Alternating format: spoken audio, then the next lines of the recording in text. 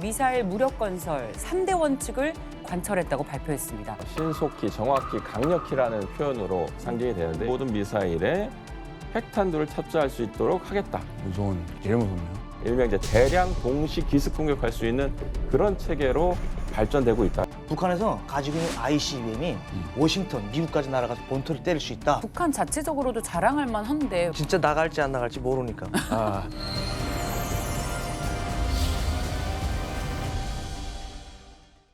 북한의 실상을 제대로 마주봅니다. 페이스북. 올해도 북한의 미사일 도발은 끊이지 않았습니다. 그러나 조금 달라진 점이 있죠. 김정은이 집권한 이후에 대륙간 탄도미사일 개발에 열을 올렸는데 최근에는 김정은이 종류를 불문하고 다양한 미사일 개발에 박차를 가하고 있습니다. 북한의 미사일 정책이 어떻게 달라졌는지 그리고 앞으로 한반도 평화에 어떤 영향을 줄지 전문가 모시고 이야기 나눠보겠습니다. 한국국방연구원의 이상민 실장님 모셨습니다. 어서 오세요. 네, 안녕하십니까. 한국국방연구원 미래전략실장 이상민 연구위원입니다. 반갑습니다. 네, 그리고 오늘은 북한의 보위부 출신인 이철은 씨, 그리고 리과대학 출신의 장혁 씨와 함께합니다. 어서 오십시오. 안녕하세요.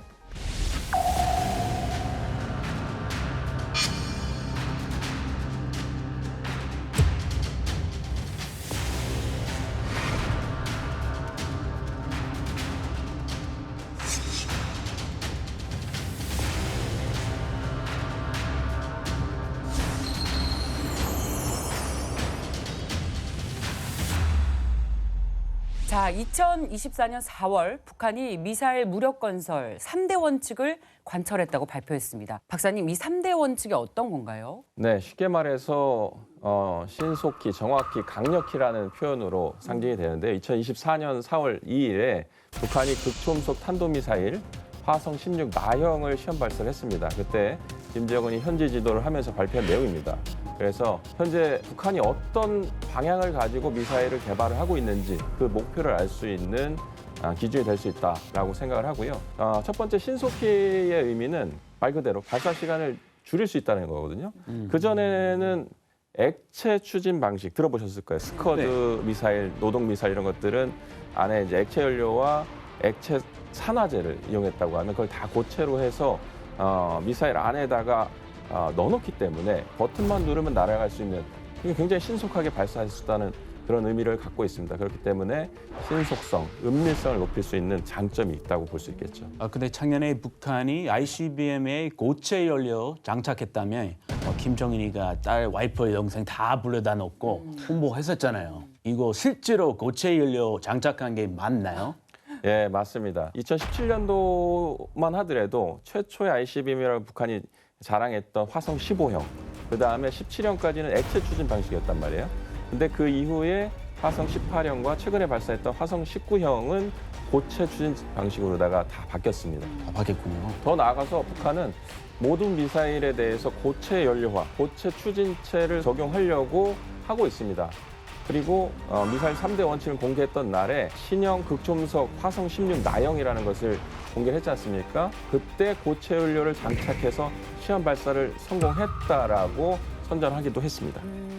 지난 8월에 이제 북한에서 그 발사대를 시전선에 배치를 하지 않았습니까? 그러면 이것도 그 3대 원칙 중 신속키에 속하는 건가요? 예, 맞습니다. 그가 이제 북한이 탄도미사일을 발사할 때는 텔이라고 해서 미사일을 탑재하고 이동하고 세워서 발사할 수 있는 그런 발사 차량에 실어서 미사일을 운용을 했거든요. 그런데 아시다시피 텔의 숫자는 정해져 있어요. 그런데 지금 북한은 이 이동식 발사 차량뿐만 아니고 고정식으로 가면서 지금 부족한 텔의 수를 보완하려고 하고 있습니다. 그리고 텔은 아시다시피 이동을 할 때 위치가 노출이 될 수 있어요. 예, 그런 문제점들이 있기 때문에 북한이 이동식에서 고정식으로까지 이제 확대하고 있다. 이렇게 보시면 좋을 것 같고요. 북한의 이제 사일로는 단거리 탄도미사일을 발사하기 굉장히 좋은 상태다라고 말씀드릴 수 있는데요. 이게 아까 신속히하고도 연관이 되는 거예요. 왜냐하면 액체 추진 방식의 단거리 탄도미사일은 어찌됐든지 간에 액체 연료와 산화제를 주입을 해야 되거든요. 네. 평상시부터 이렇게 탑재할 수가 없어요. 그러다 보니까 고정식 사일로로 하려고 하면 굉장히 커져야 돼요. 아, 네. 크기가. 왜냐하면 그 산화제를 보관하는 통이 따로 있고 거기서 발사하기 직전에 미사일로 주입을 해야 되기 때문에 그런 시설들이 커질 수밖에 없잖아요. 그런데 고체 추진 방식의 경우에는 미사일 하나에 다 들어가 있단 말이죠. 그러니까 땅을 파서 그냥 이렇게 묶기만 하면 돼요. 이게 되게 간단해지죠. 주입은 없이. 예, 예. 그래서 북한이 미사일 수를 대량으로 늘리려고 하면 텔의 한계를 극복해야 되고 그래서 이제 사일로를 가져가야 되는 것이고 사일로에 적용하려고 하면 어쩔 수 없이 액체에서 고체로 가야 되는 것이다 라고 이해하시면 좋을 것 같고요. 이런 것들이 북한이 일명 이제 대량 동시 기습 공격할 수 있는 그런 체계로 발전되고 있다고 생각합니다. 대량 동시 기습 공격. 이 말만 들어도 이 신속히 정확히 강력히의 신속히가 충족이 되는 것 같아요. 그러면 두 번째 정책인 정확히. 이거 좀 공포스러운데 목표물에 정확히 명중시키겠다 이런 의도인 거죠. 그렇죠. 정밀성을 높이겠다라는 말이고요. 화성 16 나형 같은 경우에도 이제 극초음속 미사일이라고 북한이 선전을 했단 말이죠. 근데 극초음속 미사일은 일반 탄도 미사일보다 미사일 방어 체계를 뚫고 공격하기에 유리하게 개발된 거예요. 이게 뭐냐면 탄도 미사일은 이 포물선 궤적을 그리잖아요. 그래서 거리가 멀어지면 멀어질수록 오차가 커져요. 정확성이 떨어질 수밖에 없는데 극초음속 미사일은 일단 상승을 했다가 대륙권으로 들어와서 몇 번 이 회피 기동 같은 걸 합니다. 처음처럼. 그렇죠. 이렇게? 물수제비 타듯이 글라이딩 한다라고도 얘기하는데 결국은 외부에서 목표 지점에 대한 정보들을 계속 주고 본인의 위치, 그러니까 탄두가 날아가면서 자기 위치도 알아야만 목표를 찾아갈 수 있을 겁니다. 그런 의미에서 이제 정확성이 중요한 단계에 왔다라고 생각하고 북한이 미사일 건설 3대 원칙에서 정확성을 두 번째로 잡고 간 것이 아닌가 이렇게 생각을 합니다. 그럼 세 번째는 그 강력히. 강력히는 강한 위력을 보여주겠다는 그런 의미겠죠? 예, 맞습니다. 북한은 명확하게 재래식 탄두가 아니라 자기들이 지금 개발하고 있는 모든 미사일에 핵탄두를 탑재할 수 있도록 하겠다.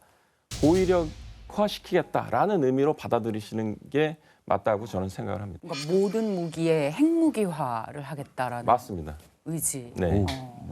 제일 무섭네요. 네. 북한이 미사일 종류를 전술급, 작전급, 전략급으로 분류했는데 박사님 이 차이점은 뭐고 또 어떤 미사일들이 여기에 속하는지 궁금하네요. 쉽게 말해서 전술, 작전, 전략급 미사일에 대한 언급도 지난 4월 2일에 신속, 정확, 강력히라는 3대 원칙과 함께 발표된 내용이에요.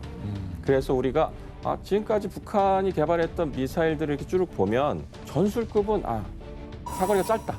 그래서 한반도 주변을 공격할 수 있는 미사일들 예전에 따지면 스커드나 노동 미사일들이 그런 거에 해당될 거고요. 지금 개발되고 있는 고체 추진 방식의 단거리 탄도 미사일과 순항 미사일들은 KN-23, 24, 25 그리고 화살이라고 하는 순항 미사일 그리고 헤일과 같은 수중에서 운용하는 어뢰 비슷한 것들이죠. 이렇게 보시면 좋을 것 같고 그다음에 전략급이라고 하면 이건 ICBM이구나.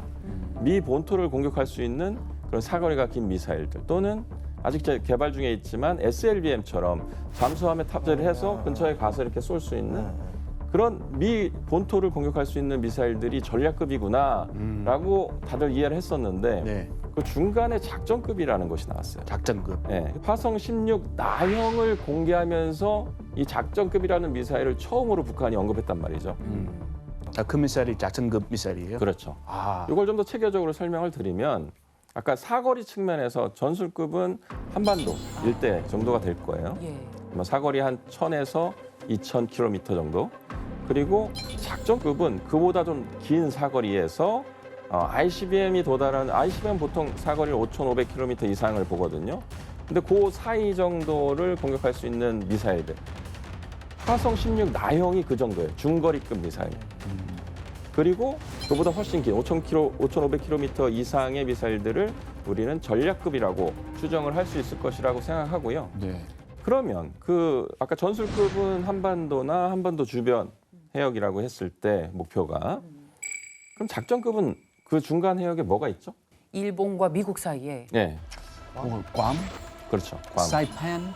그렇죠. 하와이도 있을 거예요. 하와이. 그리고 섬뿐만 아니라 중간에 미국의 항모 전단. 그렇죠. 하와이와 괌이 아. 중요한 군사적 기지니까. 그런데 섬들은 고정돼 있잖아요. 그렇죠. 고정된 목표를 타격하는 것은 이동식 목표보다는 훨씬 쉬울 거예요. 쉽죠. 항모전단은 이동을 하잖아요. 이동하니까 네, 오래 그래서 작전급의 미사일은 그 정확성이 정말 중요해진다. 이동하는 타겟을 공격할 수 있게끔 목표물의 위치를 실시간으로 식별을 해야 되는 능력이 필요해집니다. 그다음에 또 거기 아까 전에 보위력을 위해서 강력히라고 하는 의미에서 핵탄두를 탑재한다고 했잖아요. 그랬을 때는 아마 전술급에는 5킬로톤에서 10킬로톤 내외의 위력, 작전급은 한 수십 킬로톤, 그리고 전략급은 수백 킬로톤급의 핵탄두를 탑재하려고 하지 않을까 이렇게 생각을 하고 있습니다. 이렇게 나눠서 설명드리니까 굉장히 체계적으로 미사일을 세분화해서 개발한 것 같은데요. 예, 북에 있을 때는 맨날 미사일 시험을 하니까 저희는 뭐 이게 성능이 어떤지 뭐 탄두 거리가 얼마인지 이런 거 잘 모른단 말이죠. 그냥 계속 하는구나 이렇게 생각을 했었는데 정작 와서 이렇게 얘기 들어보니까 정말 세분하게 성능이 개발돼 있고 그렇다면 우리가 예의주시하지 않을 수가 없겠네요. 리과대학 출신의 수재도 몰라요? 모르죠.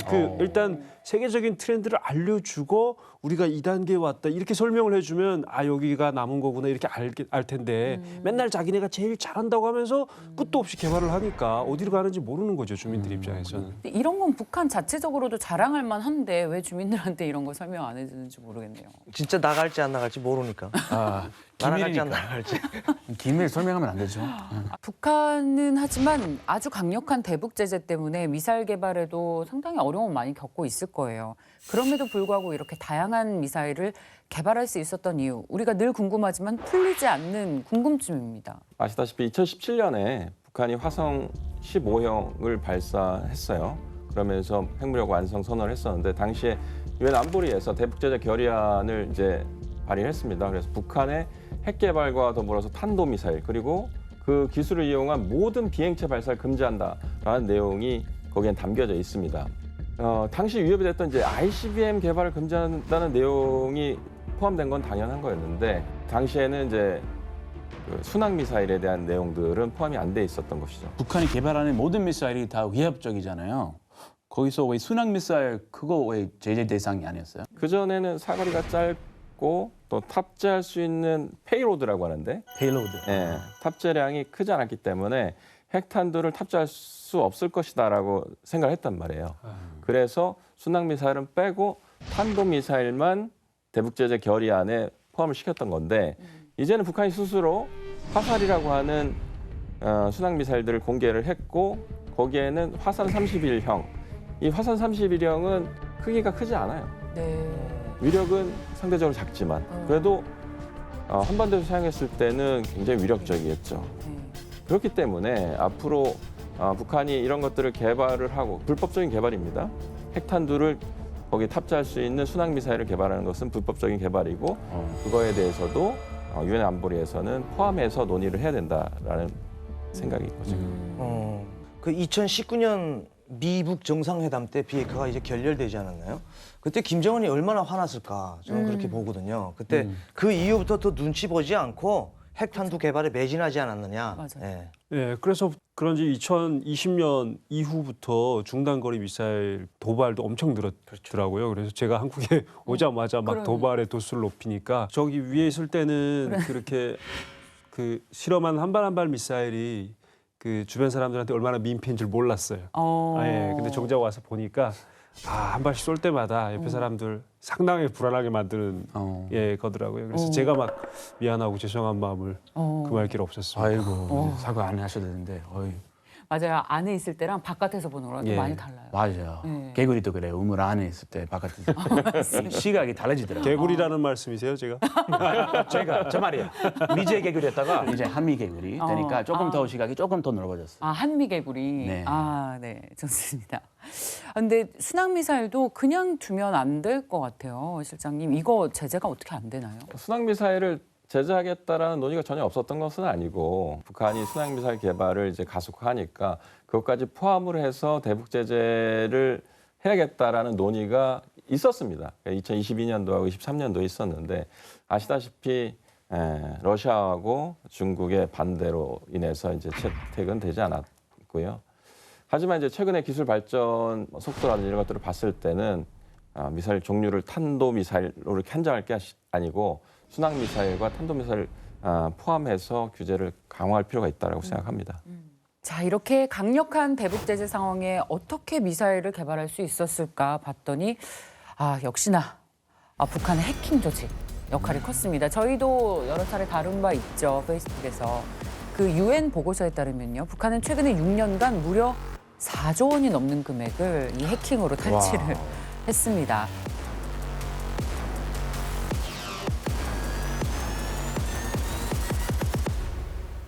장혁 씨 이런 분야 잘 아시니까 그렇죠. 이번에도 혹시 김숙희 하는 짓이었나요? 김숙희. 김숙희? 제가 김숙희 라자로스를 알았어야 되는데, 네, 그들을 잘 모릅니다. 근데 이제 우리가 주목해야 될 점은 김숙희나 라자로스는 이제 은행이나 가상화폐 이런 데서 돈을 해킹했잖아요. 그런데 문제는 최근에는 그 안다르엘이라는 이런 또 해킹 조직이 나와서 얘네는 주로 전 세계 국방, 우주 기술 이런 것들을 해킹한다고 하더라고요. 더 새로 생겼군요. 예. 그래서 FBI에서 이들 그 소속 해커를 공개 수배하기도 했다라고 합니다. 안다리엘에 대한 피해가 심각한가 봐요. 예. FBI 그 정도 할 거면. 맞습니다. 2019년에 인도의 그 쿨람이라는 원자력 발전소 이제 안다리엘의 공격을 받았고요. 그리고 같은 해 9월인 다국적 기업의 어떤 농업과학 부서도 타겟이 됐다고 합니다. 그러니까 과거의 해킹과 다른 점은 과거에는 주로 금전적인 데 초점을 맞췄다고 하면 최근의 해킹은 기술적인 데 초점을 맞춰가지고 이 우주과학 기술이라든가 아니면 뭐 농업 기술, 심지어 이런 것까지 해가지고 어떤 농업 생산에 도움이 될 만한 그러니까 국가적인 북한이라는 그것의 자체의 국익에 맞춰서 기술 초점으로 해킹 범죄가 트렌드가 바뀌고 있다는 점이 우리가 주목해야 될 점이라고 봅니다. 그러니까 제가 북한에서 알고 있던 사실이 역시나 사실이었던 건가요? 어떤 사실을 알고 있었나요? 북한에서는 이제 그 해킹이 전 세계 1위라고 알고 있었거든요. 잘하죠. 맞아요. 그래서 자기네들이 자자찬을 꽤 했어요. 해킹을 잘한다고. 해킹 잘한다고. 근데 그 북한에서 있을 때는 그 도둑질하는 것도 모르고 좋아했거든요. 야, 뭐든 1등하면 다 좋아하니까 북한에서는. 근데 그렇게 못된 짓을 하는 거를 정말 몰랐네요. 보면 중국, 러시아 이런 북한 이런 나라들이 기초과학이 강합니다. 그래서 해킹을 조금 잘할 수 있는 유리한 면이 있는데 문제는 해킹이라는 게 사실 뭐 미국이나 뭐 한국이나 해킹 기술이 없어서 안 하는 게 아닌데 북한은 해킹에도 잡히지 않고 뭔가 이렇게 처벌을 안 받으니까 그런 것으로부터 자유로운 거죠. 네, 저는 기술이 가장 훌륭한지는 모르겠지만 문제는 전국이 해킹밖에 먹고 살 길이 없으면 다 해킹에 참여할 수 있잖아요. 그런 것들이 굉장히 위협적이라고 봅니다. 북한이 해킹 조직을 통해서 미사일 개발 자금과 기술을 탈취했다면 미사일 개발을 위해서 인력 양성도 꾸준히 하고 있습니다. 일명 ICBM 개발 산실이라고 불리우는 김정은 국방종합대학과 북한의 국방과학원 북클립에서 만나보겠습니다. 북한 미사일 개발의 핵심 기관 두 곳이 있습니다. 바로 김정은 국방종합대학과 국방과학원입니다. 동지들, 혁명하는 당과 인민에게 가장 귀중한 전략적 자원이 무엇인가고 묻는다면 우리는 국방과학기술인재 양성의 원종장, 여기 국방종합대학이라고 대답할 것입니다. 개교 60주년에는 김정은이 직접 찾아가 국방종합대학의 중요성을 강조하기도 했는데요. 국방종합대학은 1964년도 김일성의 명령에 따라 비대칭 전력에 관한 교육과 인재 육성 목적으로 설립됐습니다. 2016년도에는 김정은의 이름을 붙여 김정은 국방종합대학이라 명명했는데요. 사실 국방종합대학은 베일에 가려진 조직이었습니다. 이전까지는 강계공업대학, 평양공업대학 등으로 불리며 정체를 숨겼는데요. 학생과 교원 모두 군복을 착용하고 신분증에도 군인으로 표기할 만큼 철저히 신분을 감춰왔습니다. 2016년 대북 제재가 강화된 이후 김정은이 국방종합대학을 찾으면서 외부에도 알려지게 됐습니다. 국방종합대학은 총 11개 학부로 이루어져 있는데요.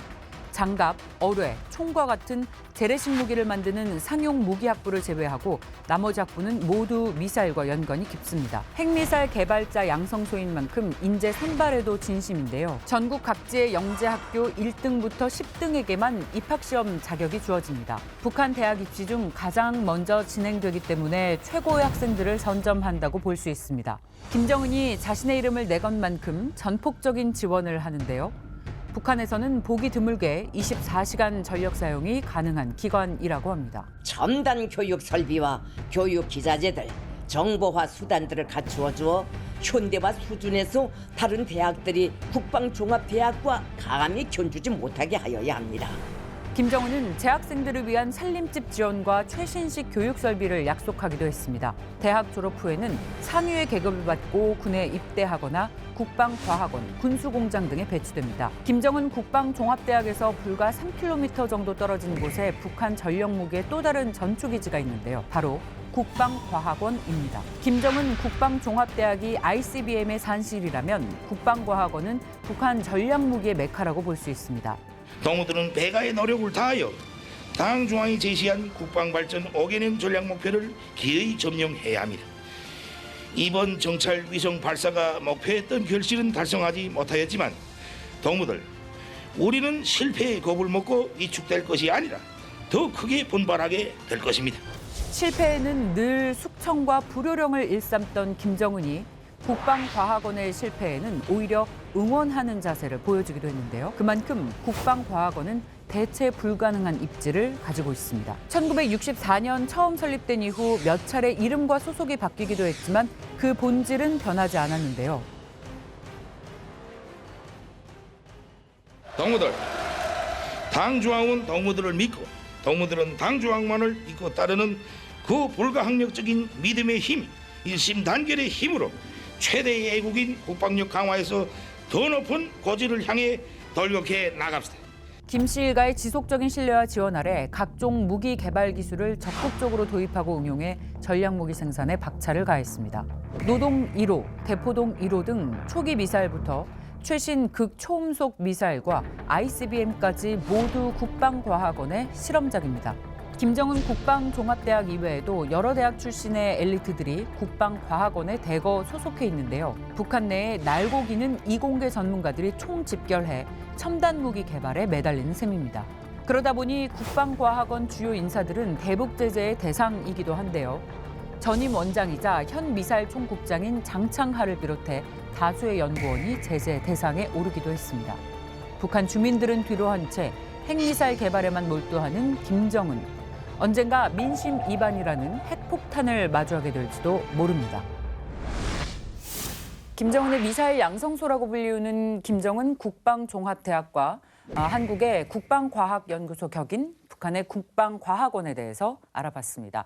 김정은 본인의 이름을 붙여서겠죠. 김정은 국방종합대학에 대한 애정이 큰 것 같더라고요. 실제 북한에서 어느 정도 평가를 받고 있는 학교인지 궁금합니다. 뭐라 할까, 옛날엔 그렇게 인기가 없었어요. 예, 그러던 것이 옛날이라고 하면 언제? 제가 대학 다니던 2006년, 뭐 2010년 이 정도까지는 그렇게까지 인기가 없었는데 2015년 그때 이제 김정은 국방과학 종합대학 뭐 이렇게 됐다고 하더라고요. 그래서 친구들도 거기 간 케이스가 좀 되는데 거기 있는 학부들은 대부분 로켓, 미사일 그리고 공작기계 이런 거거든요. 그래서 뭐 농담으로 뭐 이렇게 거기서 무기를 처음부터 마지막까지 완성할 수 있다. 거기 있는 모든 학과들을 합치면. 그리고 심지어 무슨 화약이라든가 이런 분야도 있는데 걔네는 공부를 하다가도 사고 나서 이렇게 사상 장례식도 진행되면 뭐 이렇게 모자 손에 들고 이렇게 쭉 가서 이렇게 조인, 예, 그런 사고도 많이 난다고, 예, 그런 이야기를 많이 들었습니다. 그런데 예전에는 이 국방대학이 훌륭한 대학인 건 맞지만 모두가 원하는 대학은 아니었어요. 근데 어떤 점이 매력이 있냐면 일단은 군복무 4년 기간을 인정해주고요. 그리고 대학 졸업 중 인정해주고 그리고 성적이 우수하면 졸업을 하면서 당원이 될 수 있어요. 북한에서 당원이 된다는 건 굉장한 메리트이기 때문에 바로 군대 안 가도. 예, 맞습니다. 와. 이미 군이기 때문에 그리고 졸업을 하면 이제 군관이 될 수 있어요. 그래서 이런 것들로 인해서 예, 국방대학이 굉장히 인기가 있었는데 문제는 배치가 그렇게 좋지 않습니다. 그렇죠. 그래서 대학을 졸업하면 배치를 대부분 어디다가 보내냐면 그 전국에 있는 어떤 군수 공장에 많이 보냅니다. 물론 소수는 좋은 자리에 가지만 대부분은 군수 공장들, 뭐 조선소, 그 공작기계 뭐 이런 데 포탄이랑 찍고 이런 데 어떤 기사로 이렇게 많이 배치를 합니다. 아, 그래서 그렇구나. 내가 살던 부대, 저 지역에 그 자양포 부대가 있는데 미린국방대학 졸업했다는데 뭐 군관인데 이렇게 애가 이렇게 똑똑치 못한지 사회생활을 어떻게 나, 뭐 완전 모조리처럼 놀아가지고 뭐 어떻게 바보 아니냐. 어이, 장교가 영양실조 오는 게 어디 있어요? 장교가. 어머. 예. 그게 대부분 북한의 군은 공급 체계가 열악하잖아요. 그런데 이제 미림대학은 자동화 대학이지 않습니까? 그러다 보니까 여기를 졸업하면 얘네는 군에 있는 어떤 자동화 장치들이 가게 됩니다. 그러니까 뭐 탐지기라든가 무슨 뭐 이렇게 이동용 자동용 포라든가 이런 데 가는데 문제는 밑에 부하가 없어요. 자동화니까? 예. 기계가 내 부하인 거예요. 그러니까 걔네한테 이렇게 받아먹을 뇌물이 뇌물이 없구나. 예, 그래서 좀 힘듭니다. 뇌물 여기서- 받아야 먹고 살만한데. 그렇죠. 여기서 시사하는 바가 있어요. 그만큼 북한은 뇌물 없이는 예. 이런 소위 그러다 공무원들이 보니까 살아갈 수 없다. 기계에 들어가는 뭐 기름을 조절한다든가 그렇지. 이런 식으로 먹고 살 수밖에 없는 거예요. 그렇군요. 북한은 이렇게 핵미사일 개발과 인재 양성에 온 신경을 쏟아붓고 있습니다. 그러면서 꾸준히 핵무력 건설에 대한 야망을 키워왔고 2022년 9월 8일에는 핵무력 정책법을 제정했습니다. 공격 조건을 재정립했습니다. 과거에는 핵 보유국으로서 존재감을 과시했다면 이제는 북한을 위협하는 다양한 상황이었을 때 실제로 핵무력을 사용하겠다는 거죠. 김여정은 또 이런 무시무시한 말을 했더라고요. 서울도 관역에 들어간다 이런 말까지 해서 무섭더라고요. 무섭죠. 마치 전쟁이 바로 일어날 것 같은. 바로 그런 코앞이니까. 공포감을 조성하잖아요. 핵무기 보유한 것에 대한 자기네 정당성을 좀 이야기하는 것 같아요. 뭐 북한에서 자칭 공화국 창건 기념일이라고 하는 9월 9일 김정은이가 이렇게 이야기하지 않습니까? 강력한 힘이 진정한 평화다라고 이야기했습니다. 저는 북한에서 있었을 때는 그랬어요. 북한에서 가지고 있는 ICBM이 워싱턴, 미국까지 날아가서 본토를 때릴 수 있다라고 교육을 했어요. 알려주고. 북한에서는 되게 긍지와 자부심을 가지고 살았습니다. 그게 뭐 사실 없는 사람한테 거의 마지막 희망 같은 거예요. 그러니까 이제 북한에서 그 핵무력을 건설할 때 그 기본 인생의 대부분을 보낸 기성세대들의 입장에서는 늘 배고프고 힘들고 허리를 조이라는 얘기를 계속 들었잖아요. 그러면서 너희 조금만 힘들고 견딜면 우리가 핵무기를 만들고 핵무기 만들면 이제 고생 끝이야. 이런 식으로 세뇌를 너무 많이 받은 거예요. 그러다 보니까 그 사람들은 ICBM이 그 사람들의 인생과 뭔가 맞바꾼 거라는 이런 그 구석이 있습니다. 그러다 보니까 이제 북미회담 때 그 뭔가 이렇게 핵을 포기해야 되냐 마냐 이런 논제가 제기됐을 때 그들이 굉장히 그러면 안 된다. 자기들의 인생을 부정당하는 기분이거든요. 그러다 보니까 이 젊은 세대들의 입장에서는 뭘 그거 가지고 그렇게까지 그러냐. 다 같이 포기하고 행복하게 이제부터 살면 좋을 텐데 그런 일도 있었습니다. 기성세대들이 문제인 거예요. 고정관념. 네. 나는 이거를 포기하면 북한은 무너진다. 북한 무너지면 죽는 줄 안다니까요. 북한 주민들은. 지금 세대는 뭐 아니지만 그게 문제죠. 네. 네. 김일성이 핵 필요성에 대해서 이야기를 했고 김정일이 핵실험을 계속했다면 김정은은 핵무력을 계속 강화하고 있습니다. 그렇다면 지금 현재는 북한의 핵무력 건설이 지금 현재 어떻게 진행이 되고 있는지 실장님 어떻게 파악하고 계세요? 북한식의 이제 양탄일성이라는 이제 표현을 제가 사용하고 있거든요. 그럼 그 핵무력 정책을 북한에서 양탄일성 이렇게 부르나요? 북한에서 그렇게 부르지 않아요. 사실 양탄일성은 중국이 1960년대에 핵 무기를 본격적으로 개발할 때 모토로 삼았던 게 양탄일성이거든요. 양탄은 두 개의 탄, 그리고 일성은 하나의 성이란 뜻이에요.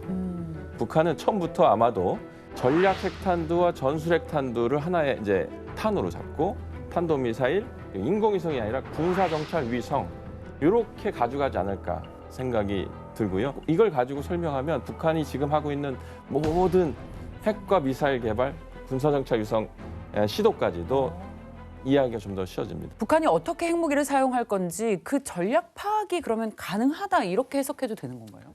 예, 맞습니다. 양탄일성은 그러니까 북한의 핵 능력을 보여주는 거고요. 그걸 어떻게 쓸 것인가가 아까 말씀드렸던 전술, 전략, 그리고 가운데 작전급 이렇게 미사일을 이제 세분화했다라는 거고요. 세 가지 급. 그걸 가지고 그러면 어떤 식으로 정말 운용할 것인가가 중요해지는데 운영 방식. 예, 운영 방식. 그 중에 하나가 중국 따라해서 중국에 보면은 그 A2AD 전략이라는 표현이 있어요. A2AD. Anti-Access Area Denial이라고 해서 우리말로 표현하면 반접근 지역 거부 전략이라고 하는데 이게 뭐냐면 중국의 주적은 누굽니까? 미국이잖아요. 그런데 중국 입장에서는 미국이 중국하고 충돌을 한다. 어느 특정 지점 이내로 못 들어오게 접근을 거부한다는 뜻이죠. 네. 그래서 선을 이렇게 쭉 거놨어요. 그리고 이미 미국의 항모 전단이 들어와 있어요. 일본에 가면 요코스카에 미 칠함대가 있잖아요. 네네. 항모 전단 들어와 있어요. 있어요. 네. 그리고 많은 해군 전력들, 공군 전력들이 한반도 일대에도 다 배치되어 있고 항상 이제 그 훈련 목적으로도 들어오기도 하잖아요. 이미 들어와 있는 그 전력들이 그 안에서 활동하지 못하게끔 지역 거부. 그래서 반접근 지역 거부 이 두 가지를 묶어서 A2AD, 영어로 Anti-Access Area Denial 이렇게 부르는 거예요. A2AD. 핵심이군요. 네, 중국이 미국을 상대하기 위한 핵 능력과 재래식 능력을 운용하는 기본 틀이다. 이렇게 보시면 좋을 것 같아요. 그래서 아까 이제 저 바깥쪽에 항모 전단이 들어오지 마라고 하는 선과 안쪽에 이미 들어와 있는데 이 안에서는 더 이상 움직이지 마, 더 가까이 오지 마라고 하는 선을 섬으로 다 이렇게 연결해 놓은 게 있어요. 그래서 중국에서 가까운 선들을 제1도련선, 오키나와나 이런 것들 쭉 연결하는 거. 첫 번째로. 그 제2도련선 저 멀리 밤이나 이쪽으로 연결하는 거.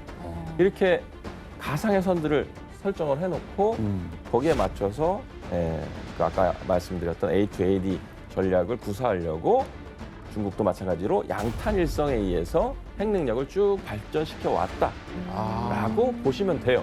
근데 이런 얘기들을 북한에도 적용을 할 수가 있어요. 왜냐하면 미국의 항모 전단이 한반도로 전개되는 거에 대해서 제일 두려워하는 것이 이제 북한이기 때문에 북한도 그러면 자기들이 갖고 있는 능력을 가지고 그게 뭐예요? 핵 미사일 능력으로 미국의 항모 전단이 한반도 일대로 전개되는 것을 막아야 될 거 아니에요. 지금 북한은 아직 그런 얘기를 한 적이 없어요. 하지만 우리가 추정할 수 있는 단서들을 전술 작전 전략급 미사일을 공개했기 때문에 저는 이런 말씀 드릴 수 있다는 거예요. 그 작전급 미사일들은 그 A2AD 반접근 지역 거부 전략의 핵심이기 때문에 네. 북한이 화성 16 나형 올 4월 2일에 공개했던 그 미사일이야말로 북한이 앞으로 내가 핵과 미사일을 개발해서 어떤 식으로 운영하겠다라고 하는 단서를 최초로 공개한 것이다 라고 이야기할 수 있다는 겁니다. 그래서 북한이 사실 작년에 군사정찰 위성을 이제 시험 발사를 했어요. 3번 했고 2번 실패하고 마지막에 만리경 1호라고 하는 걸 실어서 올렸다고 발표를 했거든요. 실제 작동되는지 여부는 알 수는 없어요. 하지만 어찌됐든 북한이 이렇게 군사정찰 위성 개발에 열을 올리고 있는 이유는 A2AD를 구현하는 데 있어서 이동하는 타겟에 대한 정보를 확보할 수 있는 방법이 군사정찰밖에 없어요. 북한 입장에서는. 그리고 그걸 구현하기 위해서는 화성 16 나형 같은 이런 것들도 같이 있어야 되는 거고. 그래서 이런 것들이 다 합쳐졌을 때 양탄 일성이 완성이 될 수 있는 것이다. 그 목표를 향해서 가고 있다. 이렇게 저는 말씀드리려고 합니다. 저도 실장님 말씀을 들으니까 그래서 북한이 정찰 위성에 이제 목숨을 걸고 달라붙고 있구나 하는 게 좀 보이는데 사실은 올해 김정은이가 정찰 위성을 쏘겠다고 했잖아요. 근데 발사를 못 했거든요. 네.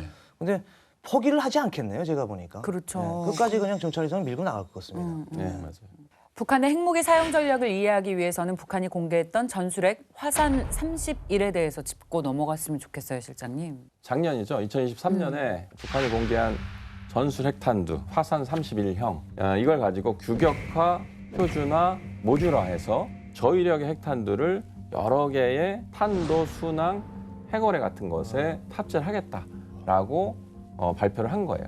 크기는 대략 한 직경 50cm 정도로 추정이 돼요. 정말 작네요. 그리고 무게도 어느 정도 정확히 알 수는 없지만 우리가 탄도미사일에 실을 수 있는 정도의 무게가 될 거라고 생각을 해요. 핵탄두 위력도 클 필요가 없어요. 한반도에서 수백 킬로톤을 우리 그 남한에서 사용하면 남는 게 없잖아요. 그러려고 전쟁하는 거 아닐 거 아닙니까? 그렇죠. 네. 그래서 아마도 5킬로톤에서 10킬로톤 정도를 화산 31형을 통해서 구현하려고 하는 것이다라고 생각은 드는데 문제는 뭐냐면 모형이라는 거예요. 실제가 아니라. 그렇죠. 북한은 3번의 핵탄두 모형을 공개했어요. 네, 핵실험 전후에 앞에 4차, 5차, 6차 핵실험하면서 그 사이사이에 원자탄, 그러니까 핵 분열탄, 그리고 수소탄 모형을 공개했고 최근에 공개했던 작년에 공개했던 게 전술핵탄도 제일 작은 실제로 미사일에다가 앞에다 딱 장착만 하면 될 정도로 생긴 그런 것들을 공개했는데 아직 추가 핵실험을 하지 않았어요. 이게 정말 핵탄두로서 폭발력을 갖는지 여부는 아직은 북한이 공개하지는 못했다라는 다행이네요. 수준입니다. 북한은 증명되지 않은 성과지만 일단 굉장히 부풀리게 급급하죠. 이유는 바로 다가오는 2025년에 김정은이 강조했던 국방력 발전 5개년 계획의 성과를 공개하는 시기이기 때문이죠. 네, 북한의 주장만 들어보면 목표를 다 달성한 것처럼 이야기를 하는데 오늘 들어보니까 그건 아닌 것 같네요. 근데 북한에서 사는 주민들에게는 페이크다 이런 것들이 그 식별할 만한 정보가 없기 때문에 고지것대로 믿을 수밖에 없으니까 참 그런 면은 안타깝네요. ICBM은 워낙 오래전부터 개발했으니까 성공으로 봐야 되는 걸까요? 그러게요. 박사님 어디까지 믿어야 되나요? 저는 반쪽짜리 ICBM에 불과하다라고 저는 말씀드리고 싶어요. 왜 그러냐면 ICBM은 발사해서 핵탄두를 적국의 대도시를 공격할 수 있는 능력을 갖춰야 되는 거예요.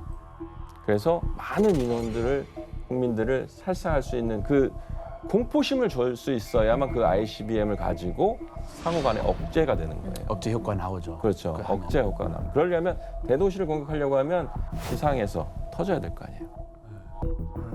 그러려면 어떻게 됩니까? 대기권을 뚫고 들어와야 되는 거예요. 네. 근데 이 탄두 끝부분에 열이 발생되는 그 온도가 어느 정도로 나냐면 수천 도씨, 수만 도씨까지 올라갈 수가 있어요. 근데 그걸 버틸 수 있는 재료는 소재는 지구상에 없어요. 없어요. 네. 철도 1000도씨에서 1500도씨 사이에 녹아요. 그리고 세라믹도 2000도씨에서 3000도씨 되면은 다 증발해 버립니다. 녹아 버립니다. 근데 그 이상의 온도를 버틸 수 있는 재료가 없는데 그걸 어떻게 뚫고 들어올 것이냐. 미국이나 러시아나 중국 같은 이제 핵 강대국들은 그 기술을 어떻게 확보했을까요? 그러게요. 어떤 특정한 소재를 이용해서 그 온도가 계속 올라갈 때 이 소재가 녹는 거예요. 증발해. 증발하면서 그 열을 가지고 날아가 버려요. 그러니까 그 열이 그 탄도 안쪽까지 침투해 못 들어오는 거예요. 깎이면서 가는 거예요. 그럼 점점 없어지면서 없어지면서 마지막 그 들어가요. 핵심 부분만 남아. 그렇죠. 연필 깎듯이. 네, 물 뿌리면서 연필 얻으시. 연필 깎듯이. 연필 아, 깎듯이. 좋은 비유네요. 좀 무섭지만 많이 무섭지만. 그래서 그 부분을 특정한 기술, 재진입 기술로다가 커버를 해줘야 되는데 북한은 아직 그 기술이 없다. 아니 다행이다. 그러면은 북한에서 그렇게 전 세계에 대고 호언장담하고 그렇게 오랜 시간 동안의 개발을 통해 가지고 ICBM이라는 거를 반쪽짜리를 만들어놨는데 도대체 그러면 북한에서 이뤄낸 성과가 도대체 뭔가요? 그러면? 아직 재진입 기술에 있어서는 한계가 이제 노정이 됐지만 아시다시피 전술핵탄두라든지 또는 뭐 단거리 탄도 미사일이라든지 이런 것들에 있어서는 어느 정도 성과를 보이고 있다라고 보시는 게 좋을 것 같고요. 앞으로도 이제 다 아시는 것처럼 러북 간의 어떤 그 밀착을 통해서 자기들이 부족한 기술들을 러시아를 통해서 좀 지원받고자 하는 그런 낌새가 좀 있기는 있는 것 같아요. 러시아라는 변수가 있네. 이게 가능할 것 같으세요? 이제 군사 동맹급으로 동맹 수준이 올라갔기 때문에 러시아가 기술을 좀 전수해 줄 것이라는 의견도 있고 아니다. 러시아는 필요할 때만 북한을 써먹고 진짜 북한이 뭘 요구할 때는 나 몰라라 했던 전력이 있기 때문에 이번에도 이용만 당하고 끝날 것이다라는 의견들이 있는데 실장님께서는 러시아가 기술을 전수해 줄 것이다. 해준다면 어떤 기술을 전수해 줄 것이다라고 생각하세요? 전수는 할 것이다. 근데 좋은 기술을 안 준다. 생색만 내는 거죠.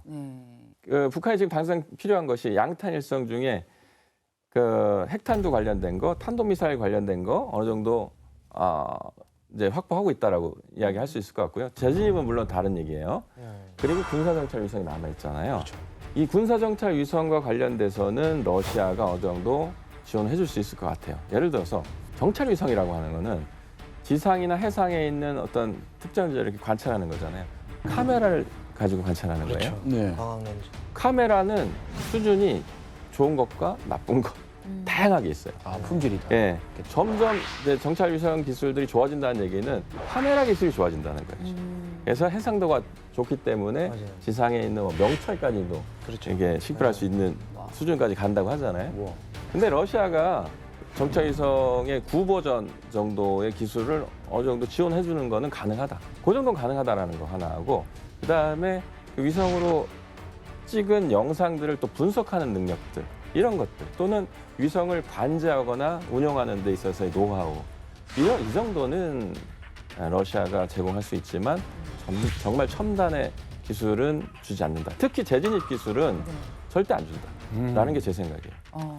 왜냐하면 지금은 러시아와 북한 사이가 말 그대로 러브러브한 관계지만 러브러브하다 보니까 러브러브가 생각나죠. 아까 하면 좀 그러네요. 네. 러브. 그런데 이게 언제 바뀔지 몰라요. 역사적으로 그런 사례들이 너무 많이 있었기 때문에 러시아는 재진입 기술을 주는 순간 그게 언제 자기한테 되돌아올지 알 수 없기 때문에 그 기술은 절대 주지 않는 게 현명한 판단이라고 저는 생각을 합니다. 주지 말아야죠. 안 줄 거예요. 러시아가 핵심 기술을 제공하지 않는다 하더라도 북한이 이렇게 실전 배치 운용을 염두에 두고 핵미사일을 개발하는 지금 상황은 저희 듣기만 해도 굉장히 위협적이지 않나요? 그렇습니다. 한반도를 포함해서 국제사회 안보 질서를 상당히 어지럽히는 행위임에는 분명합니다. 여기에 대해서 미국도 새로운 방안을 내놨다고 하는데 실장님, 미국이 어떤 새로운 대응 방안을 내놨나요? 올 11월에 미국이 새로운 핵무기 운용 지침을 만들었어요. 미국 입장에서 과거에는 러시아와 중국이 주요 이제 핵 위협이었다고 하면 거기에 이제 북한의 위협이 추가된 거죠. 그래서 러시아, 중국, 북한의 핵 위협을 동시에 억제할 수 있게끔 미국의 실전 배치되어 있는 핵 억제 능력들, 핵 능력들을 확대하는 방안을 준비하고 있다고 합니다. 그래서 현재 이제 미국의 핵 전력의 역량이라든지 또는 배치라든지 규모 이런 것들을 이제는 조정해야 될 필요가 있겠다라고 느끼고 있는 것이 아닌가 이렇게 생각이 됩니다. 그렇군요. 몇 년 전부터 한미 연합훈련에 핵무기 장착 가능한 전략 자산들이 대거 투입됐잖아요. 그것도 같은 맥락인가요? 예, 맞습니다. 올해만 하더라도 북한의 이제 ICBM 도발을 경고하기 위해서 핵무장이 가능한 미국의 전략 폭격기가 한미 연합훈련에 등장하기도 했고요. 미국의 최고의 항모전단이라고 하는 루즈벨트 함이 부산항에 입항하기도 했고, 그리고 핵추진 잠수함이라고 하는 버몬트함도 입항을 했었습니다.